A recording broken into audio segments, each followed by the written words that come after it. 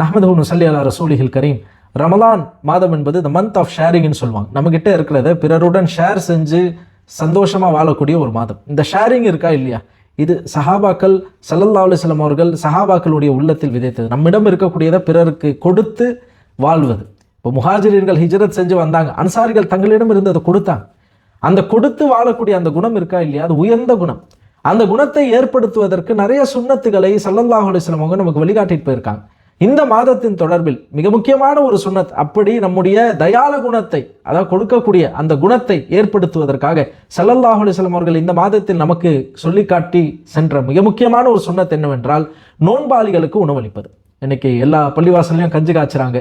அதில் சில பேர் பங்குதாரர்களாக போய் சேர்ந்து நான் இன்னைக்கு கஞ்சி கொடுக்குறேன், இல்லை சில பேர் நோன்பாளிகளுக்கு நான் இதை செய்கிறேன் அப்படின்னு சொல்லி தன்னார்வலர்களாக முன் வந்து நோன்பாளிகளுக்கு உணவளிக்கிறார். இந்த நோன்பாளிகளுக்கு உணவளிக்கக்கூடிய இந்த செயல் இருக்கா இல்லையா, இதுக்கு அல்லாஹு தாலா தரக்கூடிய கூலி சாதாரண கூலி இல்லை. ஸல்லல்லாஹு அலைஹி வஸல்லம் அவர்கள் சொல்கிறார்கள், எந்த ஒரு நோன்பாளிகளுக்கு நீங்கள் நோன்பு திறக்க வசதி செய்கிறீங்களோ அல்லாஹ் அதுக்கு என்ன தெரியுமா உங்களுக்கு தரான், அல்லாஹ் உங்களுடைய பாவங்களை மன்னிக்கிறான். முதல் விஷயம், உங்களுடைய பாவங்களை மன்னிக்கிறான். நரகத்திலிருந்து அல்லாஹ் விடுதலை தருகிறான். கடைசி 10 ரமலான்ல நம்ம அதை தான் கேட்கிறோம் அல்லாஹ் கிட்ட. ஆனா அல்லாஹு தாலா இதுக்கு அந்த பரிசை தரான், நரகத்திலிருந்து விடுதலை. மூணாவது, அந்த நோன்பு நோற்றவருடைய அந்த கூலி, அவர் நல்லமெல்லாம் செஞ்சிருப்பார்ல நோன்பு வச்சவர், அன்னைக்கு என்னென்ன நல்லமல் செஞ்சு என்னென்ன கூலியை சேர்த்து வச்சிருந்தாரோ அவருக்கும் அந்த கூலி கொடுக்கப்படும், உங்களுக்கும் அந்த கூலியில் எதுவும் குறைக்காமல் அல்லாஹ் அப்படியே தருவான். ஒரு நோன்பாளி அன்று எத்தனை குர்ஆன் ஓதினார், எத்தனை தஸ்பீஹ் செய்தார், என்னென்ன நல்லமல் செய்தார், என்னென்ன நன்மைகளை சேகரித்து வைத்திருக்கிறார், அது எல்லாம் உங்க அக்கௌண்ட்ல கிரெடிட் ஆயிடும்.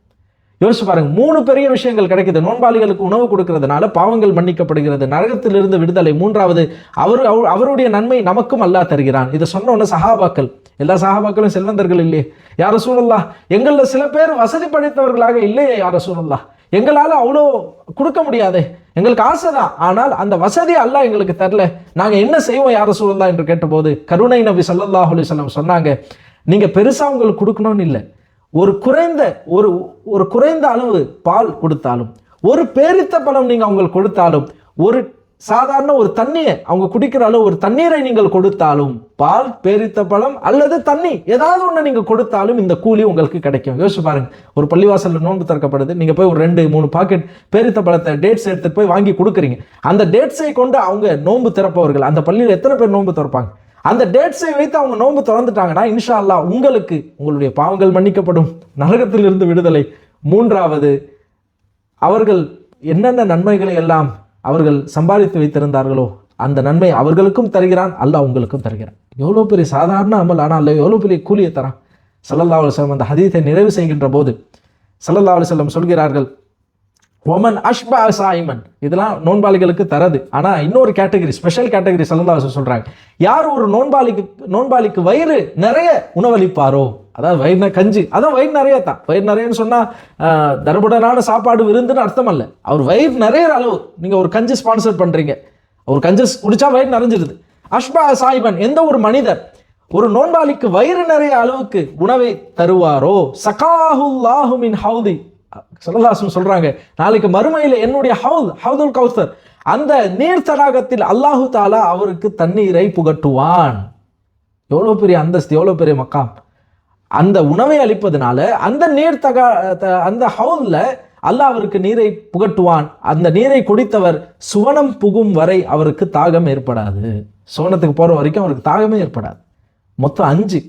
நம்ம ஒரு ஆளுக்கு வயிறு நிறைய உணவளிக்க ஏற்பாடு செஞ்சுட்டா நமக்கு கிடைக்க போற டோட்டல் பெனிஃபிட் என்னன்னு சொன்னா 5. பாவங்கள் மன்னிக்கப்படுது, நரகத்திலிருந்து விடுதலை, அவருக்கு கிடைக்கும் கூலியை அல்லாஹ் அப்படியே தருகிறான். நாளைக்கு மறுமையிலே ஹவுல், ஸல்லல்லாஹு அலைஹி வஸல்லம் அவர்கள் நிற்கக்கூடிய அந்த ஹவுதிலே அல்லாஹு தஆலா நீர் புகட்டக்கூடிய அந்த பாக்கியத்தை தருகிறான், சுவனத்திற்கும் அழைத்து செல்கிறான். இந்த 5 பாக்கியங்களும் இதையே நம்ம விடணும். அதனால வாய்ப்புள்ளவர்கள் பள்ளிகளில் நோன்பு கஞ்சி கொடுக்கக்கூடிய வசதி உங்களுக்கு இருந்துச்சுன்னா நீங்க அதில் பங்கு கொள்ளுங்க. எவ்வளவு வசதி அல்லாஹ் உங்களுக்கு கொடுத்துருக்கானோ அந்த அளவு நீங்கள் பங்கு கொள்ளுங்கள். இல்லையா, உங்களுடைய சொந்தக்காரங்களை வீட்டுக்கு அலைங்க. ஒரு நாள் உங்க வீட்டுக்கு வந்து இஃப்தாருக்காக உங்களுடைய நண்பர்கள் நோன்பு திறக்க அலைங்க, ஏற்பாடு செய்யுங்க. வயிறு நிறைய உணவு கொடுங்க, வயிறு நிறைய கஞ்சி கொடுங்க. அவங்க வயிறு நிறைஞ்சது என்றால் இந்த 5 பாக்கியங்களும் இன்ஷா அல்லாஹ் நமக்கு கிடைக்கும். நீங்கள் அவங்க அழைச்சா நீங்க அவங்க வீட்டுக்கு போங்க. இல்லை எனக்கு அந்த அளவு வசதி இல்லை, ஒரு பேரித்த பழம் அதை வாங்கி நம்மளால கொடுக்க முடியாதா? ஒரு கிளாஸ் தண்ணி ஒரு ஆளுக்கு நம்ம வாங்கி கொடுக்க முடியாதா? நோன்பு திறக்கக்கூடிய நோன்பாளிக்கு அதனால இந்த அமல் செல்வந்தர்களும் செய்யலாம், செல்வம் இல்லாதவர்களும் செய்யலாம், வறுமையில் உள்ளவர்களும் செய்யலாம். அப்படிப்பட்ட ஒரு அமலை ஸல்லல்லாஹு அலைஹி வஸல்லம் கற்றுத் தந்தார்கள். அல்லாஹ் உங்களுக்கு வசதி கொடுத்தால் தாராளமாக செய்யுங்கள். அல்லாஹ் உங்களுக்கு வசதி கொடுக்கவில்லை என்றால் அல்லாஹ் உங்களுக்கு கொடுத்த வசதியின் அடிப்படையில் நீங்கள் நோன்பாளிகளுக்கு என்ன செய்ய முடியுமோ ஒரு பெரித்த பலமாவது நீங்கள் வாங்கி கொடுத்து இந்த நன்மையை நாம் பெற்றுக்கொள்ள வேண்டும். அப்துல்லா இப்னு உமர் ரலியல்லாஹு அன்ஹு அவர்கள் எத்தீம் மிஸ்கின் இல்லாமல் நோன்பு திறக்கவே மாட்டாங்க. அவங்க இல்லைன்னு சொன்னால் நோன்பு திறக்க மாட்டாங்க. அந்த அளவு இதற்கு முக்கியத்துவம் கொடுத்தார்கள். எத்தீம் மிஸ்கின் மட்டுமல்ல, யாராக இருந்தாலும், செல்வம் படைத்தவர்களாக இருந்தாலும் அவங்களையும் நம்ம வீட்டுக்கு அழைச்சிட்டு வந்து இந்த நோன்பு திறக்க ஏற்பாடு செய்தால் இந்த 5 நன்மைகளும் நமக்கு கிடைக்கும். அதனால் அல்லாஹு ஜல்ல ஷானஹு தஆலா இந்த மாதத்தில் நோன்பாளிகளுக்கு நோன்பு திறக்கக்கூடிய அந்த ஏற்பாடை அல்லாஹு தாலா நம்மை கொண்டு செய்ய வைத்து இந்த 5 பெரும் பாக்கியங்களையும் அல்லாஹு தாலா நம் அனைவர்களுக்கும் தந்தருள்வானாக. வாஹிரு தவானா அல்ஹம்துலில்லாஹி ரப்பில் ஆலமீன். அஸ்ஸலாமு அலைக்கும் வரஹ்மத்துல்லாஹி வபரகாத்துஹு.